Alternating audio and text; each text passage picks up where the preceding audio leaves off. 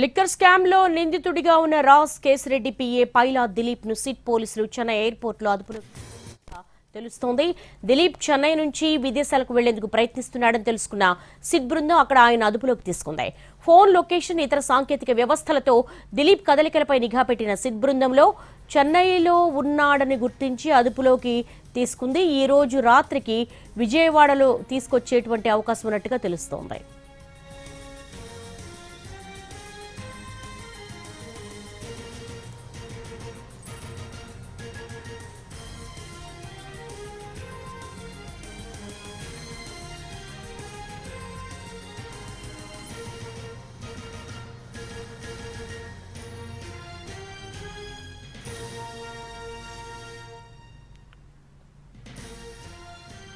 Liquor scam లో నిందితుడిగా ఉన్న రాజ్ కేసిరెడ్డి పిఏ పైలా దిలీప్ ను సిట్ పోలీసులు చెన్నై ఎయిర్పోర్ట్ లో అదుపులోకి తీసుకున్నట్టుగా తెలుస్తోంది. దీనికి సంబంధించి లేటెస్ట్ అప్డేట్స్ మా ప్రతినిధి శ్రీకాంత్ అడిగి తెలుసుకుందాం. శ్రీకాంత్, దిలీప్ చెన్నై నుంచి విదేశాలకు వెళ్లేందుకు ప్రయత్నిస్తున్నాడని సిట్ బృందం తెలుసుకున్నట్టుగా తెలుస్తోంది. ఆ పిఏ నుంచి ఎటువంటి ఎవిడెన్సెస్ సేకరించే అవకాశం ఉంది?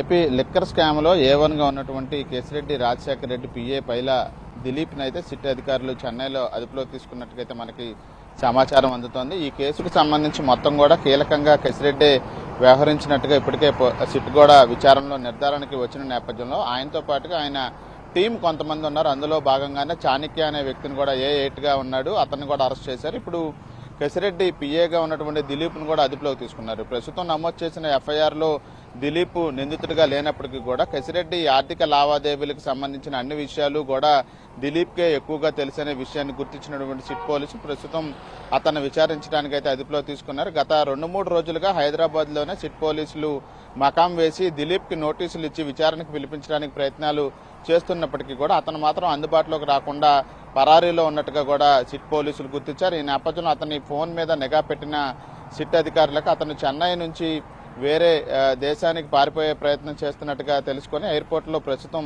అదుపులోకి తీసుకొని విజయవాడ తీసుకొస్తున్నట్టుగా అయితే మనకు తెలుస్తూ ఉంది. పెద్ద ఎత్తున రాజ్ కేసిరెడ్డి ఆస్తులు కూడా కొనుగోలు చేసినట్టుగా ఇప్పటికే సిట్ కూడా గుర్తించింది. ఈ నేపథ్యంలో అటు ఆంధ్రప్రదేశ్ ఇటు తెలంగాణలో కూడా ఐజీ రిజిస్ట్రార్లకు కూడా లేఖలు రాసింది. 2014 నుంచి 2019 నుంచి 24 సమయంలో కుంభకోణం జరిగిన సమయంలో ఏ ప్రాంతాల్లో ఆస్తులు ఎక్కడెక్కడ కొనుగోలు చేశాడనే వివరాలన్నీ ఇవ్వాలని కూడా అటు రాజ్ కేసిరెడ్డి, చాణక్య ఇద్దరు వివరాలు కూడా ఇవ్వాలని రిజిస్ట్రార్లకు కూడా లేఖలు కూడా రాసిన నేపథ్యంలో ఇప్పుడు దిలీప్ను కూడా అదుపులోకి తీసుకొని విచారించడం ద్వారా కేసిరెడ్డి ఆర్థిక లావాదేవీలకు సంబంధించిన కీలక వివరాలను తెలుసుకోవచ్చని అయితే సిట్ అధికారులు భావిస్తున్నారు. మరోవైపు ఇదే కేసుకు సంబంధించి 10 రోజులు కస్టడీకి ఇవ్వాలని చెప్పి కూడా రాజ్ కేసిరెడ్డిని సిట్ అధికారులు కోర్టులో పిటిషన్ దాఖలు చేశారు. దాని మీద విచారణ జరిపిన న్యాయస్థానం 7 రోజుల పాటు విచారణకు అనుమతిస్తూ కూడా ఆదేశాలు కొద్దిసేపటి క్రితమే జారీ చేసింది.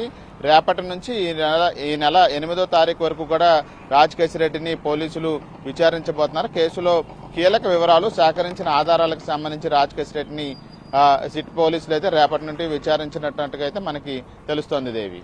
All right Srikanth, thank you.